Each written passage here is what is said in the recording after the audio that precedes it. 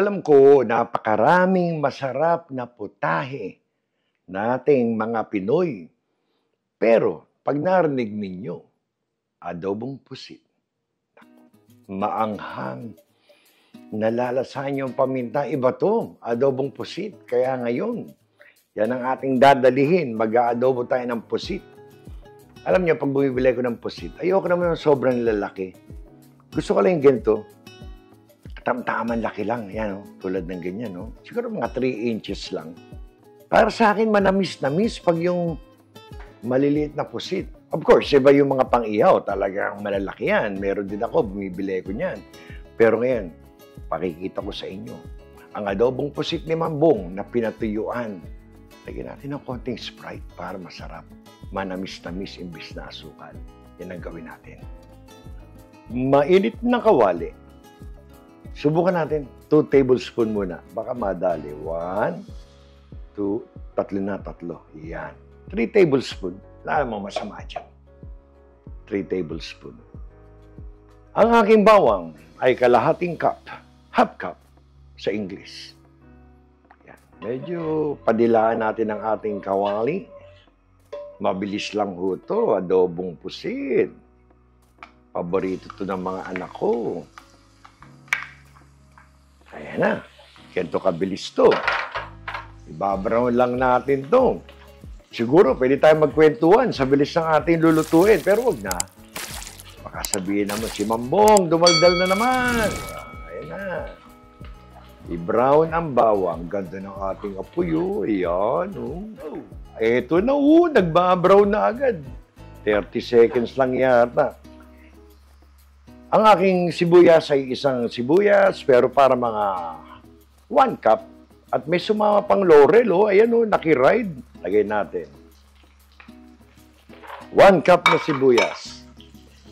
Ayan, no. Tamang-tama yung timing natin. Nag-brown na gusto na yung ating bawang. Ito na. Mabilis din to. Baka mga 1 minuto lang to. Pero liligisin natin ang ating sibuyas para kumatas. Sarap yan. Ayan na. Medyo ligisin nyo. Maging translucent. Ayan na. Malapit na yan. Alam nyo, pwede na lagyan ng to. Lagyan natin ng 1 teaspoon. Hindi na ako gagamit ng buong pepper. 1 teaspoon. 1 teaspoon. Ayan. Medyo madyang-dyang yan. Lalagyan pa natin ng serrano pepper. Ayan, no. Ganda, oh. Hindi ko nagagamitan ng patis kasi gusto ko toyo at suka ang magpapalasa dito. Oh.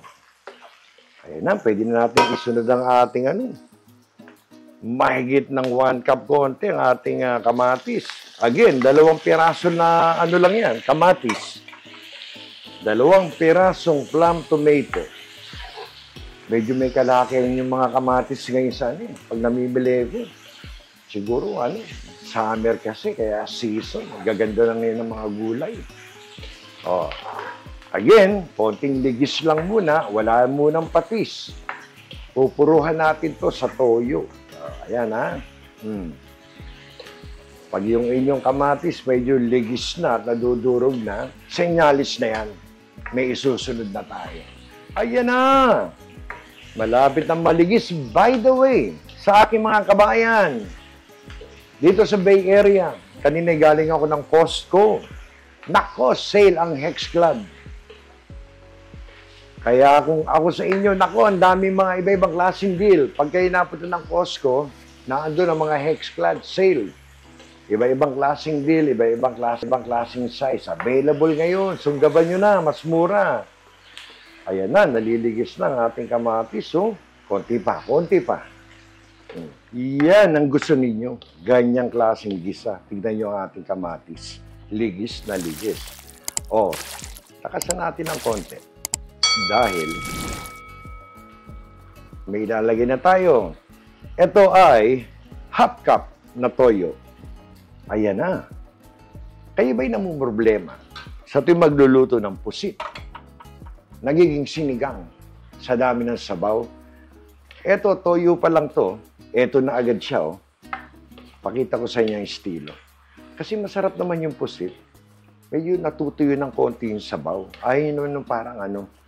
Ako dati, yun ang problema ko eh. Pag nagluluto ako ng pusit, sus, sangkatera ba ang sabaw? Lumulutang na, nagsiswimming yung mga pusit. Half cup na suka. Gusto ko maasim. Oh, wag mo na nating haluin. Hayaan natin kumulo ng konti. Ayan lang, maya-maya lang, in few seconds, kukulo na yan. Ganda ng kulo, ayan na. Ito ay oyster sauce. Lalagyan ko to. Dahil wala na may ibang timplang. 1 tablespoon. 1 tablespoon this time. 1 tablespoon. Yan. May pampasarap pa tayo. Itong ating Lea pairings. Lagyan natin. Ito, 1 teaspoon lang. Konting ano. 1 teaspoon. Yan na. Bango, naamoy ko na. Sayang, wala kayo dito. Ganda ng kamatis ngayon sa Costco. Ito yung mga panggisan nila eh. Ganito klaseng kamatis. Ang tawag nila ay tomatoes in vine. Sa Pilipinas, sa Tagalog, ordinaryong kamatis. Oh, pwede na haluin, kumukulo na eh. Tomatoes in vine. Eh, ganyan lang yung mga ordinaryong kamatis sa atin eh. Oh, ayan. Gandang bang. Lalagyan natin ng asukal to mamaya. O pwede rin hindi. Pwedeng Sprite. Ang pampaano natin. Nakita nyo ba to? Napansin nyo ba to? Buusok pa, oh. Pagkaluto ng ating pusit, ilalagay ko yan. Ang ganda niyan, natutunan ko yan. Sa isang kasamahan ko sa trabaho. Ang sarap. Sariwang-sariwa yung mga sibuyas, yung mga kamatis, pagluto na. Oh, lagyan natin. Kahit kalahating Sprite, pampatamis muna natin, ha? Eh, pare-pare saman tayo ng lata ng Sprite. Ito ay, gaano bang karami to? Basta isang lata siya. O, ordinaryo, di ko na makita. Kalahati muna. Ay, naku! Naku! Ayan na, oh, kalahati. Inumin ko ito, mami. Naku, magagalit ang doktor ko. Ang aking A1C, ang aking sugar. Ayan na, oh, gandang tignan, oh. Tignan nyo. Oh, ayun na, nagbabel-babel. Yan po ay 12 ounce. May sumenyas po sa akin. 12 ounce na Sprite. Kalahati lang po nilagay ko. Malay nyo, mami, dagdagan natin. Tignan nyo naman, wala pa yung pusit. Tignan natin sabaw. Ayan palang katas na sibuyas kamatis. Ano ba naman yung kalahating Sprite? Talaga hong masabaw agad. Paglagay ko nito, magiging sinigang na to sa dami ng sabaw. O, etong ating pusit. Ito po ay 2.5 kilo. Kadami. Pero sa tingin ko, nung aking nilinis, na-drain, tingin ko 2 kilo na lang to eh. Ayan, ganda. Ayaw yun ng pusit na makunat. Pangit yun. Kaya ito, pag ito medyo naiba na yung kulay, hahanguin agad natin. Saka natin, yung sabaw na matitira, pakukuluin natin hanggang sa kumonti yung sabaw, ibabalik natin. Alam nyo, ingat lang kasi in a few seconds, yung ating pusit ay halos ma-half cook na. Ayan na. So, pagbalik ko, pakita ko sa inyo kung paano hahanguin yan. 2 minutes lang, oh. 2 minutes. Inalalayan ko, ayoko ma-overcook eh. Konting halo. Mayroon na akong pansandok. Ayan, oh. Kumulo lang ng konti. Hahanguin na natin yan. Oh. Kumuna na ng ano yan eh. Sip-sip na mga rekado natin. Okay. Ayaw nating ma-overcook yan. Ito po, ang pinakamagandang pangkuha niyan. Oh. Ayun, dami sabaw. Oh. Okay, ngayon, ingat lang, hanguin nyo. Then, pakikita ko sa inyo kung paano i-reduce ng gusto yan. saka titikman din natin. Kaya inalalayan ko lang sa timpla. Siyempre, habang nare-reduce yan, kumakalat. Okay? Balikan ko kayo. Itong natira. So, ito muna. Sinagip ko muna, oh. May tubig pa nga, oh. Oh. Ito ngayon na natira. Dami, oh. Ito ngayon, i-reduce ninyo. Kung anong gusto nyo, pero yung style ko, pakikita ko sa inyo pag na-reduce na yan. Pero pwede natin tikman muna habang nare-reduce, ha. Ito. Dito nilagay ang aking pantikim. Tikman natin ng konti muna. Kasi hindi dapat maalat. Dapat to habang nare-reduce. Doon natin manadali yung gusto nating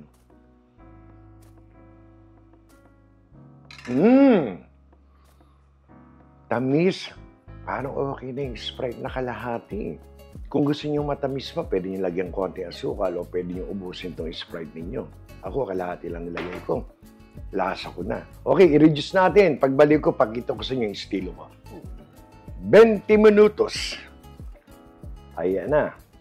Kita niyo yung bakas. Ayan, yung bakas ng ating sabaw kanina. Ayan, ganyan siya na-reduce. Ito na po ang lapot. Ayan. Depende sa inyo, gusto niyo ng masabaw o mas tuyot. Sa akin, ito na, Ayan. Pangit naman kung mawawalan tayo ng sabaw. Ngayon, etong halos 3 minutes lang natin niluto, ibabalik natin. Magsasabaw pa yan, maniwala kayo. Ayan na. Tinaktakta natin lahat. Ito yung luto na. Pag gumulo ng konti ito, kunin natin yung mga medyo nasunog o nanikit ng, ayan sa mga gilid, Kita nyo, ang ganda, Tuyot na siya, konti na lang ang sabaw. Kanina, nagsiswimming, Okay. Ngayon naibalik natin, konti na ang sabaw. Lalagyan ko to ng konting serrano pepper, parang panggisang pangpaksiw, ayan, Parang may konting jang-jang. Konting halo ulit. Tapos sa kasi to. Ganda ng pagkakalapot, sir. Ayan na, konting natin, yung mga gilid, Ganda, lapot. Lumubog yung sili. Medyo jajang-jang na yan. Malapit ko ng patay ito. Ito yung ating tomatoes in vine. Maganda yan, pang salad. Saka panggisa rin. Saka itong aking sibuyas na sweet onion na iniwa ko lang ng pahaba. Pagpatay nyo nito, nilagay ito, dan na huto. Ito natutunan ko sa isang tropa. Ang sarap pag may ganitong Pinatay ko na. Ayan na, medyo nyo lang ng konti, Sariwang sibuyas, saka kamatis, ayan, Dan. Kita niyo yung yung lapot niya, yan ang sabaw niyo. Alam niyo, tinikman ko kanina habang nire-reduce. Swak na swak, yung alat. Yung sinasabi ko sa inyo habang nare-reduce, aalat pa yan. Ayan na. Kagandang tignan, Bubudbaran ko pa ng konting green onions. Pampabango, pampalasa. Ayan na. Pagbalik ko, plating na tayo. Pakita ko sa inyo to. Ito na po. Ang adobong pusit na pinatuyo. Ayan po. Kitang-kita niyo yung sariwang kamatis, sibuyas. Ayan po. Kasarap nito. Ito po ang adobong pusit na pinatuyuan ni Mambong. Iyan po ang ating hapunan. Ilapag natin dito. At muli, isa na namang mapagpalang araw para sa inyo pong lahat. Salamat sa Diyos. Tayo po'y may masarap na pinatuyo ang adobong pusit ni Mambong. Kayo po'y mag-iingat. Salamat po.